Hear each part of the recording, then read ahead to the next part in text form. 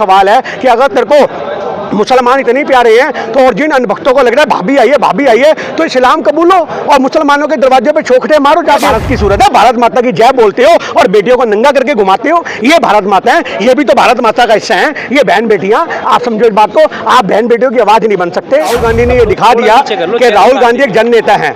उनकी भारत जोड़ो यात्रा की सफलता ने दिखा दिया, उनके देश के हर मुद्दे उठाने के तरीके ने बता दिया कि एक असली प्रधानमंत्री, एक जन नेता क्या होता है।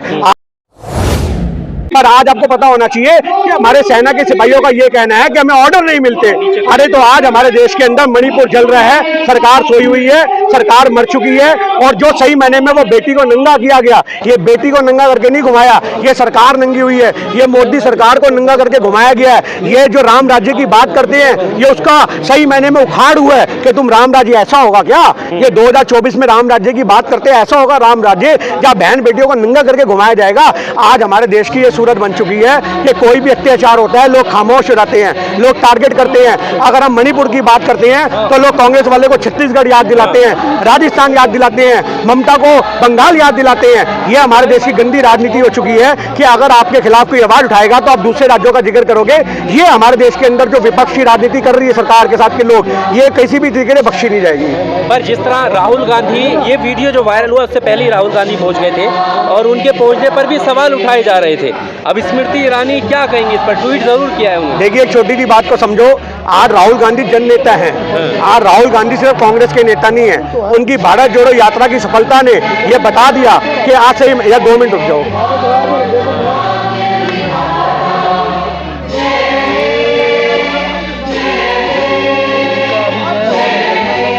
सबसे बड़ी बात यह कि राहुल गांधी ने यह दिखा दिया कि राहुल गांधी एक जन नेता हैं।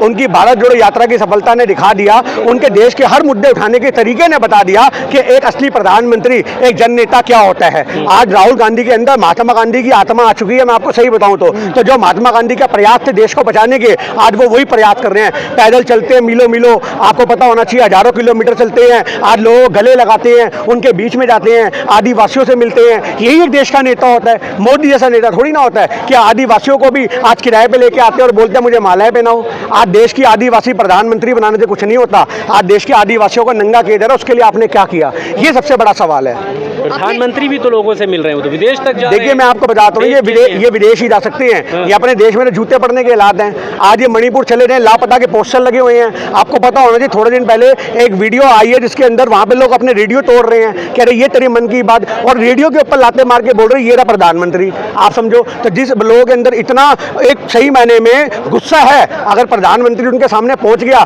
तो ये वही वाली बात होगी कि धृतराष्ट्र ने मना किया था ना, धृतराष्ट्र को श्री कृष्ण ने कि भीम का पुतला भेज दो, भीम को मत भेजो। जब धृतराष्ट्र ने भीम के पुतले को गले लगाया था, पुतला चूर-चूर हो गया था। ऐसी मणिपुर के लोग प्रधानमंत्री को गले लगाएंगे और प्रधानमंत्री वहीं ढेर हो जाएंगे। आपको बता दूं, इतने गुस्से में है वहां की बहन बेटियां, इसलिए ये वहां पे जाना नहीं चाहते। इनको पता है कि लोग गुस्सा मेरे को झेलना पड़ेगा। आज प्रधानमंत्री की दाढ़ी के बाल नोच लेंगे वहां के बच्चा, क्योंकि मणिपुर में जो हिंसा हो रही है, आपको पता है नालियों में लाशें सड़ रही हैं। यार कोई मजाक हो गया? नालियों में लाशें सड़ रही हैं, अकड़ चुकी हैं, जैसे कुत्ते बिल्ली मरे पड़े होती हैं, वो हाल हो चुका है। आज बेटियों को फौजियों के सामने गोली मारी जा रही है। आप समझो, मैं आपको वीडियो दूंगा, आप लोग लगाना। बहन बेटियों को गोली मारी जा रही है फौजियों की बंदूक लेके, इज्जत लूटी जा रही है। 19 साल के भाई के सामने 21 साल की बहन का रेप नंगा करके घुमाया जा रहा है, प्राइवेट पार्ट को टच किया जा रहा है। और ये लोकतंत्र है, ये विश्वगुरु है। अगर ऐसा विश्वगुरु है, जिस विश्वगुरु के राज में बहन बेटे नंगी घुमाई जाती है, तो थू है ऐसे विश्वगुरु पे? आप समझो इस बात को। ये भारत की सूरत है क्या? ये भारत की सूरत है। भारत माता की जय बोलते हो और बेटियों को नंगा करके घुमाते हो। ये भारत माता है, ये भी तो भारत माता का हिस्सा है। ये बहन बेटियां, आप समझो इस बात को। आप बहन बेटियों की आवाज नहीं बन सकते, आप कुछ नहीं कर सकते। आज मीडिया की बात की जाए तो मीडिया को कोई फर्क नहीं पड़ता। आज सबसे बड़ी बात यह है कि हमारे देश की मीडिया नंगी हो चुकी है। आज आपको बता रहा हूं मैं, जो ये बेटियां नंगी हुई हैं, सही मायने में देश के सामने एक सूरत नंगी हुई है कि पिछले 8 साल से देश में चल क्या रहा है। आज पिछले 8 साल से यही हो रहा है, देश को नंगा किया जा रहा है, पर उसको मीडिया ढकने का काम करती है। और आज भी मीडिया ने यही किया, मणिपुर की घटना को ढकने के लिए सीमा हैदर को सेलिब्रिटी बना दिया। आप समझो, एक पाकिस्तान से आई औरत को सेलिब्रिटी बना दिया, जो अपने खत्म की नहीं हुई वो इसकी होगी। आप समझो। और सचिन मीना से भी मेरा सवाल है कि अगर तेरे को मुसलमान इतने प्यारे हैं, तो और जिन अनभक्तों को लग रहा है भाभी आई है, तो इस्लाम कबूलो और मुसलमानों के दरवाजे पे छोकटे मारो, जाके सर मारो उनके बापों के आगे कि ससुर जी आपकी बेटी चाहिए, कबूलो इस्लाम और जाके मुसलमानियाँ ले अपने घरों में। कौन रोक रहा है? मुसलमानियों में स्वाद दिखता है, जहर आई है, उसका सगा साला वो बोल रहा है देवर जहर आई है, भाभी तो जहर है, तो खा के मर जाओ पूरा परिवार सालो। अगर जहर आई है तो बम आई है, बम आई है, वो फटेगी तो पूरा हिंदुस्तान भुगतेगा, ऐसी बम आई है वो जासूस के रूप में। तो आप समझो कि ये हमारे देश की सूरत बन चुकी है कि इनको मुसलमानियों में जहर दिख रहा है, बम दिख रहा है, कत्ल दिख रहा है। ये अंधभक्तों का हाल है। मतलब आज 80 करोड़ की आबादी, 80% की आबादी हिंदुओं की है, मतलब हिंदुओं के अंदर तुम्हें जहर नहीं दिखता? आप समझो इतनी बड़ी बड़ी हीरोइनें हैं, क्या वो सारी बम नहीं है, जहर नहीं है? तुम्हें उन्हें कुछ नहीं दिखता? तुम्हें आज सीमा हैदर में जहर है, 4 बच्चों की अम्मा में तुम्हें जहर नजर आ रहा है। तो आज ये हमारे देश के अंदर मुद्दा है कि मीडिया, जो हमारे देश की मीडिया है वो बिल्कुल मर चुकी है, उनकी आत्मा मर चुकी है। अपने धर्म के परिवर्तन करा करके ये 2024 की तैयारी कर रहे हैं। उसने अगर हिंदू वो जय श्री राम बोल देगी तो वो हिंदू हो गई। तो ये हमारे देश का एक गंदा माहौल बन चुका है कि सीमा हैदर को जान के इतना उठाया जा रहा है कि मणिपुर को दबाया जाए। गोदी मीडिया जिस तरह से दिखा रहा है, अभी सवाल ये भी सुरक्षा को लेकर क्या नहीं होना चाहिए कि जांच एजेंसियां इन सब चीज़ों पर भी रोक लगाएं जो गोदी मीडिया दिखाना चाह रहा है? देखिए, गोदी मीडिया तो नकली मीडिया है, मैं आपको बता दूं। जांच एजेंसियों के ऊपर तो सवाल उसी दिन खड़े हो गए जब सीमा हैदर यहाँ पे आई। आप समझो आज सीमा हैदर ने पोल खोल दी कि पुलवामा कैसे हुआ।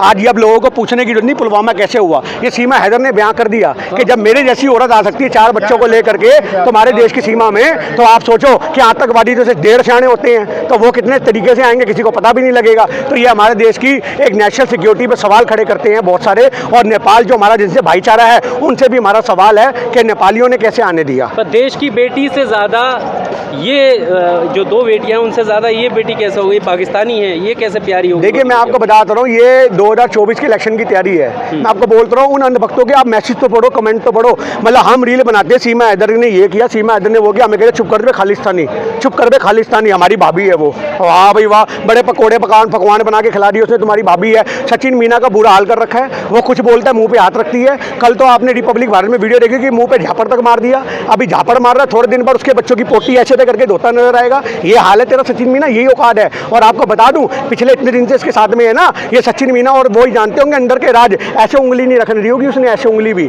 उसे नौकर बना के रखेगी। उसको जो हिंदुस्तान की सीमा में घुसना था उसको पता था कोई फुद्दू सा आदमी ढूंढूं, और ये सचिन मीना फुद्दू मिला, इसका सहारा लेके वो यहाँ पे आ गई। अगर अब थोड़े दिन में सरकार रहमो करम में उसको नागरिकता देगी तो इसके भी लात पड़ेगी, उसके बाद वो दोबारा पबजी बोलेगी, खेलेगी, कहेगी मुझे अमेरिका भी पसंद है। ये हाल होने वाला है हमारे देश का। अच्छा, मणिपुर के मुद्दे पे वापस आते हैं। वहाँ पर राहुल गांधी जी को मतलब वहाँ पे जाने की परमिशन नहीं मिली, ना ही स्वाति मालीवाल को मिली। आप इसे किस तरह से देखते हैं? देखिए, आज राहुल गांधी एक नेशनल लीडर है, आज सही मायने में इंटरनेशनल लेवल पे उनकी खबरें जाती हैं कि अगर राहुल गांधी वहाँ पे जाते तो इनको पता है कि बहुत सारे तरीकों से वो चीज़ हाईलाइट होती, पर वो गए क्योंकि वो जन नेता हैं। स्वाति मालीवाल का आपने बोला, आज महिला से जुड़ी हुई वो एक संगठन चलाती हैं। तो आज सही मायने में ये काम तो सरकार को होना चाहिए कि आज तुम्हारे राज्यों में तुम्हारी सरकार पर उनके मुख्यमंत्री क्या बोलते हैं, ऐसी तो और भी घटनाएं हैं, इसके लिए क्या रोना?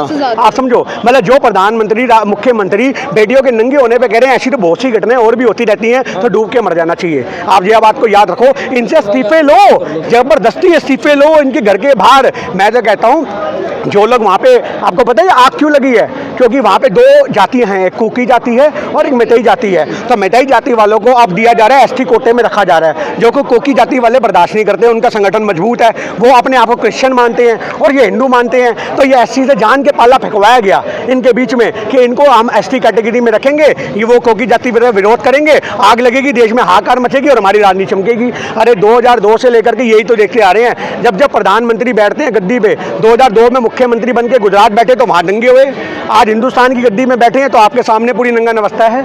तो आज सही मायने में ये प्रधानमंत्री फेल है। ये मुख्यमंत्री रहते हुए अपने राज्य को नहीं बचा सके, प्रधानमंत्री होते हुए देश नहीं बचा सकते। ऐसे लोग जब तक हमारे देश में प्रधानमंत्री रहेंगे और अंधभक्त इनको सपोर्ट करेंगे, आप देखो, मतलब आज राहुल गांधी ने देश के मुद्दे उठाए तो उनकी सदस्यता रद्द कर दी, जिसको लेकर आज हम मौन व्रत कर रहे हैं। यही तो मुद्दा है कि जो आवाज उठाएगा उसको टारगेट करो।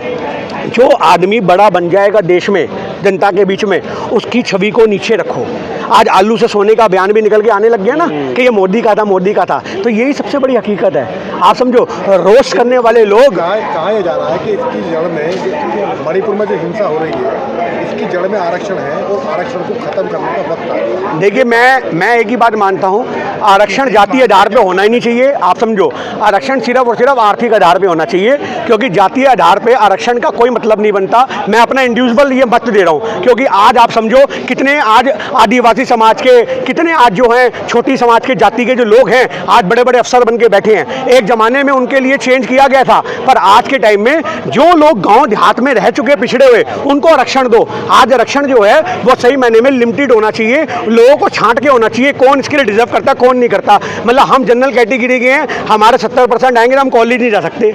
आप समझो, हमारे 70% आएंगे, हम कॉलेज नहीं जा सकते, भले हम एक कमरे में रह के पड़े हुए हों। आप समझो, तो आज हमारे देश के अंदर आरक्षण सबसे बड़ी जड़ है देश में आतंक मचवाने की। आरक्षण सिर्फ और सिर्फ जातीय आधार को खत्म करके, आप याद रखो मेरी बात सुनो, सिर्फ जरूरत के आधार पे होना चाहिए। जो आदमी जरूरतमंद है, चाहे वो किसी भी धर्म, किसी भी जाति का हो, उसको आरक्षण देना चाहिए। ये मेरा पर्सनल मत है। नहीं, ये तो बीजेपी की लाइन होगी फिर आरक्षण। मैंने आपको बोला मेरा पर्सनल मत है, मैंने आपसे भी बोला, बीजेपी की लाइन से मतलब नहीं है। आरक्षण सिर्फ और सिर्फ जातीय आधार पे, मेरी बात सुनो, जातीय आधार पे नहीं होना चाहिए, क्योंकि जो लोग ऊंचे उठ चुके हैं, आज जो लोग ऊंचे, जैसे आज सब्सिडी, आज जैसे प्रधानमंत्री ने बोला, एक मिनट भाई साहब, आज प्रधानमंत्री ने बोला सब्सिडी छोड़ो, लोगों ने छोड़ी ना। आज प्रधानमंत्री ने बोला सब्सिडी छोड़ो, जो सक्षम हो, लोगों ने छोड़ी ना। तो आज एक ऐसी अपील होनी चाहिए, जो लोग सक्षम हैं वो आरक्षण छोड़ो। आरक्षण छोड़ने की अपील होनी चाहिए कि लोग अपनी खुशी से छोड़ें और जरूरतमंद लोगों को आरक्षण मिल सके।